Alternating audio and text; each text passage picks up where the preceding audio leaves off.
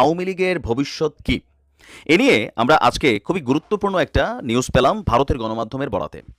আপনার গত 20 সেপ্টেম্বর ভারতের পররাষ্ট্র মন্ত্রণালয়ে একটা বিশেষ বৈঠক হয়েছে। একটা বাংলাদেশ আওয়ামী লীগকে আবারও কিভাবে ভারত থেকে বাংলাদেশে পুনর্বাসন করা যায়, শেখ হাসিনাকে ফিরানো যায়, বাংলাদেশ আওয়ামী লীগের রাজনীতিকে কিভাবে গতিশীল করা যায়, এগুলো নিয়ে আলোচনা চলেছে।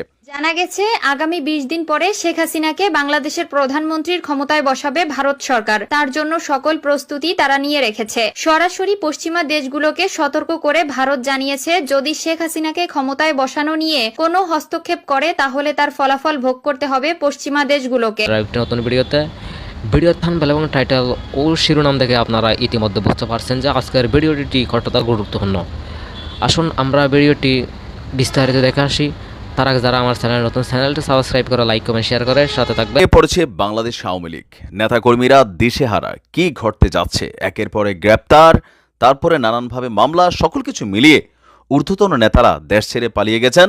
বাড়িতে, জঙ্গলে, বনে, মঙ্গলে ঘুরে ফিরে আশ্রয় নিয়ে আপনার এই মুহূর্তে অনেকেই পালিয়ে পালিয়ে বেড়াচ্ছে বাংলাদেশ আওয়ামী লীগের যারা প্রতাপশালী নেতাকর্মীরা ছিলেন।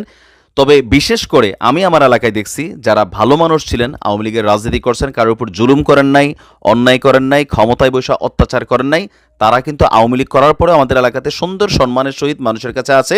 তবে যারা দুর্নীতি, লুটপাট, বাটপাড়ি, ক্ষমতার জোর দেখাইছেন তারাই কিন্তু আসলে এলাকা ছাড়া। তো এখন এই যে ধ্বজভঙ্গ অবস্থায় আছে বাংলাদেশ আওয়ামী লীগ, সে আওয়ামী লীগের ভবিষ্যৎ কি এ নিয়ে আমরা আজকে খুবই গুরুত্বপূর্ণ একটা নিউজ পেলাম ভারতের গণমাধ্যমের বরাতে। আপনার গত 20 সেপ্টেম্বর ভারতের পররাষ্ট্র মন্ত্রণালয়ে একটা বিশেষ বৈঠক হয়েছে, একটা ক্লোজ ডোর মিটিং, মানে দরজা বন্ধ করে বিশেষ একটা বৈঠক হয়েছে। কোথায়? পররাষ্ট্র মন্ত্রণালয়ে। আর বিষয়টা হচ্ছে আওয়ামী লীগের পক্ষেই। সেখানে কারা কারা উপস্থিত ছিল? ভারতীয় বিশেষজ্ঞ, সাংবাদিক, কূটনীতিক এবং অবসরপ্রাপ্ত কূটনীতিকদের নিয়ে পররাষ্ট্র মন্ত্রণালয়ে বাংলাদেশ বিষয়ক একটা তারা বৈঠক করেছে। বৈঠকের মূল আলোচনা ছিল বাংলাদেশে চলমান যে ভারতীয় প্রকল্পগুলো আছে এবং রিসেটেল বাংলাদেশ আওয়ামী লীগ, অর্থাৎ বাংলাদেশ আওয়ামী লীগকে আবারও কিভাবে ভারত থেকে বাংলাদেশে পুনর্বাসন করা যায়, শেখ হাসিনাকে ফিরানো যায়, বাংলাদেশ আওয়ামী লীগের রাজনীতিকে কিভাবে গতিশীল করা যায়, এগুলো নিয়েই আলোচনা চলেছে। বৈঠক সূত্র বলছে সেখানে সাংবাদিক এবং আমলাদের পাশাপাশি বেশ কয়েকজন অধ্যাপককেও তাদের মতামত দেওয়ার জন্য আমন্ত্রণ জানানো হয়েছিল। বৈঠকে ছিলেন observer research foundation, Vivekananda foundation এবং institute of defence studies and অ্যানালাইসিসের প্রতিনিধিরা। ওই বৈঠকে ওই মুহূর্তে বাংলাদেশের চলমান ভারতীয় প্রকল্পগুলোর স্মুথ ইমপ্লিমেন্টেশন, এটার উপর জোরদার একটা ভূমিকা রাখা হয়েছে। আর সব কিছুর পরে মূল আলোচনায় ছিল আওয়ামী লীগের পুনর্বাসন নিয়ে। বৈঠকের মিনিটস অব দ্য মিটিংয়ে দ্য মিরর এশিয়ার কাছ থেকে এই তথ্যগুলো এসেছে। বৈঠকে উপস্থিত একজন প্রতিনিধি বলছেন, তারা ধারণা করছেন যে আগামী 2 থেকে 3 বছরের মধ্যে নির্বাচন অনুষ্ঠিত হলে বিএনপি ক্ষমতায় যাবে, এটা আমরাও জানি। আচ্ছা, কিন্তু বিএনপি ঠিকই ক্ষমতায় আসার 5 বছরের মধ্যে অজনপ্রিয় কর্মকাণ্ডে জড়িয়ে পড়বে, এটাও 100% সত্যি কথা। এখন এটা ধরেন, এখন তো বিএনপি ক্ষমতায় যায় না, বাংলাদেশের বিভিন্ন জায়গায় 5% বিএনপি শেষরা নেতাকর্মী আছে, এটা আওয়ামী লীগও ছিল, এরা দলরে ডুবাইছে। তো বিএনপির ওই সকল নেতাকর্মীরা বিভিন্ন জায়গায় লুটপাটে ব্যস্ত হয়ে গেছে, জবরদখলে ব্যস্ত হয়ে গেছে, কিন্তু দলটির হাইকমান্ড জনাব তারেক রহমান, মির্জা ফখরুল ইসলাম, রিজভী সাহেব বা দলীয় যারা অথরিটি আছেন তারা কিন্তু সর্বোচ্চ পরিমাণ অ্যাকশনে যাচ্ছেন, বহিষ্কার করতেছেন, এমনকি দলের পক্ষ থেকে বাদী হইয়া মামলা পর্যন্ত করছেন। কিন্তু তারপরেও এই জিনিসগুলো কিন্তু ওইভাবে বন্ধ হচ্ছে না। তো মানে এই জায়গাটা কোন জায়গাটা থেকে আসলো যে 5 বছরের মধ্যে বিএনপি অজনপ্রিয় কর্মকাণ্ডে জড়িয়ে পড়বে। তো বাংলাদেশের দ্বিদলীয় রাজনৈতিক বাস্তবতায়, দ্বিদলীয় বলতে এটাই বোঝানো হয়েছে এদেশে জনগণের কাছে দুইটাই অপশন, তবে এখনও জামাতকে কিন্তু কাউন্ট করা হচ্ছে না। ভারতও মনে করছে জামাত এককভাবে ক্ষমতায় আসবে না। তো বলা হচ্ছে যে এই দ্বিদলীয় রাজনৈতিক বাস্তবতায় তখন জনগণের সমর্থনটা দীর্ঘ 5 বছর আর এই আগামী 2 বছর 7-8 বছরের মধ্যে বিএনপি আবার তাদের অবস্থান হারিয়ে ফেলবে। তখন জনগণ বিকল্প হিসাবে আবারও আওয়ামী লীগকে বেছে নেবে।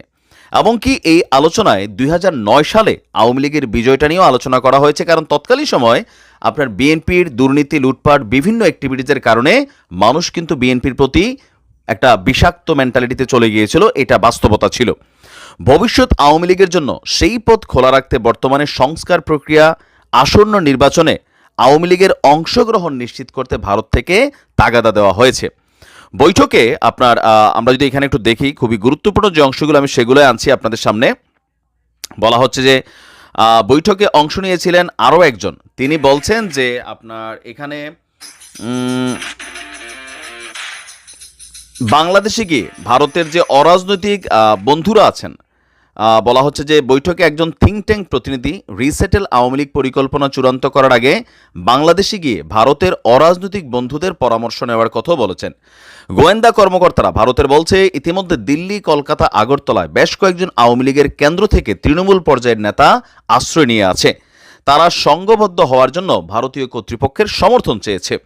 ভারতে আওয়ামী লীগকে রাজনৈতিক কর্মকাণ্ড করতে দেওয়া হবে কিনা সেই ব্যাপারে অল পার্টি পার্লামেন্টারিয়ান কমিটির অনুমতি লাগবে, মানে ভারতের যতগুলো রাজনৈতিক দল আছে তাদের অনুমতি লাগবে। তো বলা হচ্ছে যে 1971 সালে আওয়ামী লীগ ভারতে বসে দল চালিয়েছিল। কলকাতা, আগরতলায় তারা মিটিং করেছে। নেপালের কমিউনিস্ট পার্টি প্রতিষ্ঠিত হয়েছে, তাও আবার কলকাতাতেই।